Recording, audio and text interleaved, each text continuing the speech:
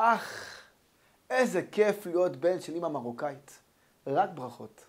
כפרה עליך העיניים שלי, שתלך לשלום ותחזור לשלום, שאליהו הנביא איתך, הרב פינטו ילווה אותך, הרב משען שיהיה לך למשענת, שהרב עובדיה יוסף זכר צדיק לברכה שילווה אותך, שכל הצדיקים ילוו אותך, שתלך לשלום ותחזור לשלום. עיניים שלי. אמא, די. אני בסך הכל הולך לזרוק את הזבל.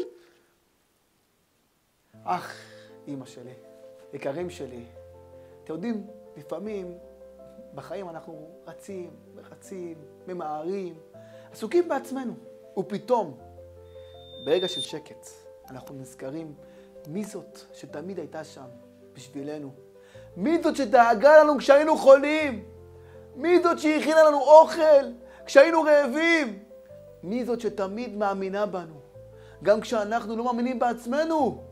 אבל אתם יודעים מה? זה לא רק עניין של מצווה. זה עניין של לקחת הטוב. תחשבו רגע, כמה לילות אמא שלכם לא ישנה בגללכם. כמה דאגות היא דאגה.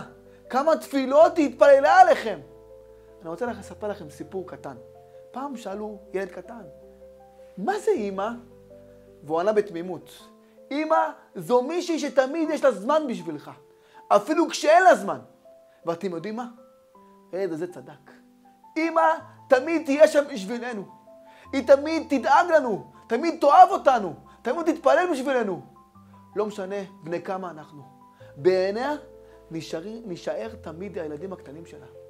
אז היום, עכשיו, אני מבקש מכם, אהובים שלי, תרימו טלפון לאמא, תגידו לה תודה, תספרו לה כמה אתם מעריכים אותה. אל תחכו למחר, אל תחכו ליום המיוחד. כי אמא היא מתנה שקיבלנו מהקדוש ברוך הוא, והיא המתנה היקרה ביותר שיש. זכרו, כשאנחנו מכבדים את אמא שלנו, אנחנו לא רק מקיימים מצווה, אנחנו גם זוכים לברכה מיוחדת מהקדוש ברוך הוא. כי מי שמכבד את אמו, מכבד בעצם את השותפה של הקדוש ברוך הוא ביצירתו.